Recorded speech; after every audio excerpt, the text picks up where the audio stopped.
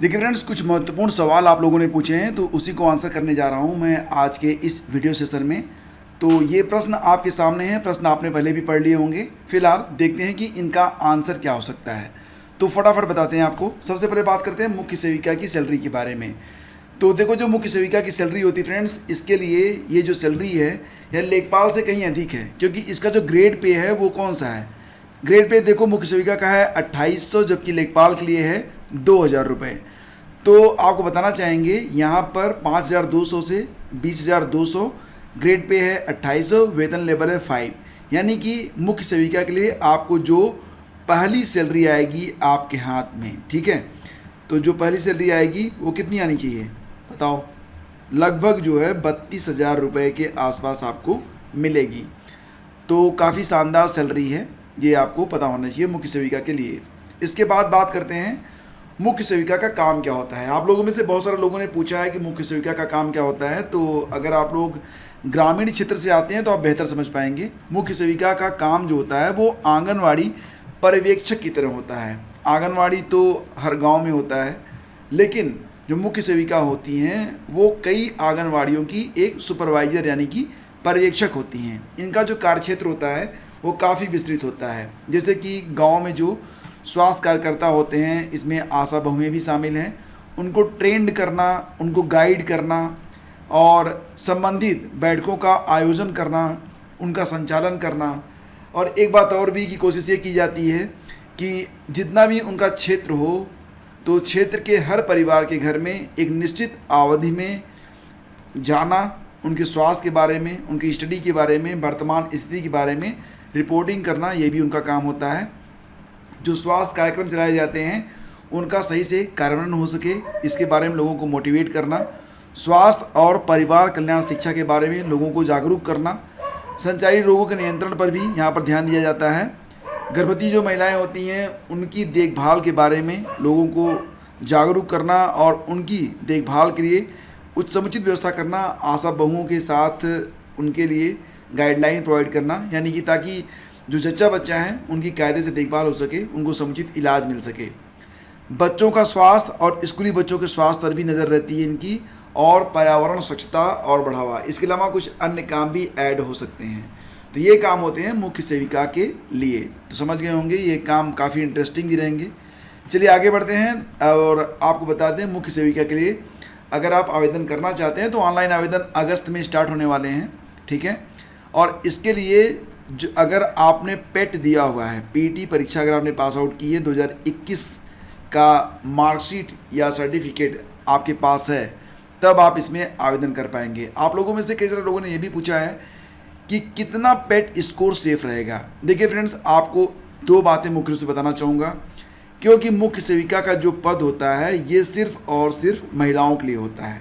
इसमें male candidate apply नहीं कर पाते हैं। इसी प्रकार से एक भर्ती आई थी एएनएम की, आप समझ रहे होंगे इसके बारे में।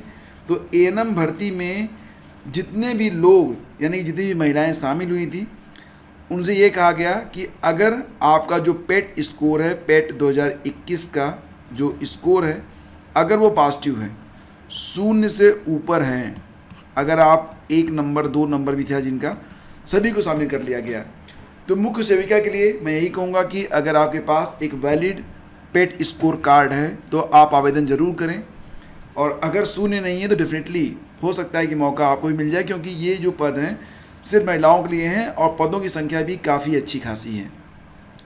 तो बिल्कुल अगर आपका स्कोर कुछ भी हो, अगर स्कोर है पॉजिटिव में है, तो आवेदन आपको ज़रूर करना चाहिए, यही मेरी राय है। और महिलाओं के लिए ये एक बहुत ही शानदार जॉब होती है। और ये जो जॉब होती है, ये देखो कोशिश ये की जाती है ना कि जहाँ पर आपका कार्यक्षेत्र हो, जो आपका घर हो, वहीं पर ही आपको एडजस्ट किया जाए, या फिर बहुत निकट के क्षेत्रों में आपको रखा जाता है। तो महिलाओं के लिए एक बहुत ही सुरक्षित जॉब है और काफ़ी प्रतिष्ठित भी ये जॉब मानी जाती है। तो अंत में बताना चाहूँगा कि मुख्य सेविका के लिए पेट स्कोर आपका कितना भी कम क्यों ना हो, आवेदन जरूर कीजिएगा, बिकॉज सिर्फ 25 रुपये तो लग रहे हैं, ठीक है। उसके बाद अगर आप मुख्य परीक्षा के लिए सिलेक्ट हो गए, तब आप जाकर आपको जो बाकी की फीस है लगभग 200 रुपये की, वो जमा करनी है। तो 25 रुपये दीजिए और इसमें बिल्कुल भी हेजिटेट संकोच मत कीजिएगा। और अब बात करते हैं पेट 2022 के बारे में। लेखपाल भर्ती परीक्षा जो कि होने वाली है बस 24 जुलाई को, मुख्य सेविका की जो परीक्षा होगी, इसके लिए कब तक का करंट पढ़ना होगा। तो आप लोगों में से कई सारे लोगों ने ये प्रश्न पूछा है। सबसे पहले बात करते हैं पेट 2022 के बारे में। आपको पता ही है कि पेट 2022 की जो परीक्षा होनी है ये 18 सितंबर को होने वाली है।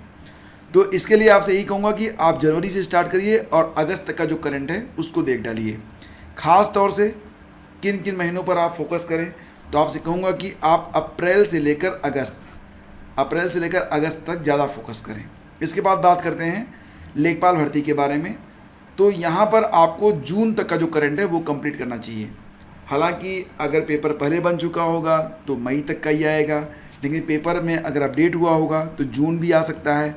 तो रिस्क क्यों लेना, ठीक है। जून तो कोई बहुत ज़्यादा तो हो नहीं जाएगा, 1 महीना और पढ़ लेते हैं। तो जनवरी से जून तक का जो करंट है वो आप कवर करें। ख़ास तौर से अप्रैल, मई और इसके पहले मार्च, अप्रैल, मई को रट लीजिए। इस पर 3 वीडियो मैं आपको उपलब्ध कराऊंगा और ये वीडियोज आपकी काफ़ी हेल्प करेंगे। इसके बाद बात करते हैं मुख्य सेविका के लिए, क्योंकि इसके लिए जो आवेदन लिए जाएंगे वो कब लिए जाएंगे, अगस्त के महीने में। तो अगस्त के महीने में आवेदन लिए जाएंगे। तो निश्चित रूप से ये जो परीक्षा होनी है ये कम से कम 2-3 महीने के बाद ही होगी। कम से कम 60 दिन का मौका तो आपको मिलेगा। तो ये जो परीक्षा होगी फ्रेंड्स वो नवंबर या दिसंबर में हो सकती है, ठीक है। तो आपको जो है जिस महीने में परीक्षा हो उस महीने से 1 महीने पहले तक का करंट जो है वो कंप्लीट करना चाहिए। यानी कि वर्तमान समय में जो क्लास चल रही है इस चैनल पर करंट अफेयर के लिए, वो आपको प्रतिदिन वॉच करना चाहिए। तो फ्रेंड्स उम्मीद करता हूँ कि आपके लिए ये सेशन काफ़ी अच्छा रहा होगा। और अगर अच्छा रहा है तो अब आपसे एक रिक्वेस्ट, सबसे पहले तो मैं आपको धन्यवाद दूंगा कि आपने पूरा सेशन देखा। अब आपसे एक निवेदन है कि इस वीडियो को लाइक ज़रूर कीजिए और अगर चैनल पर पहली बार हैं तो सब्सक्राइब कर लीजिए। ये चैनल आपके लिए बहुत ही हेल्पफुल रहेगा और आपके सिलेक्शन के लिए हम जी तोड़ प्रयास कर रहे हैं। Thank you so much.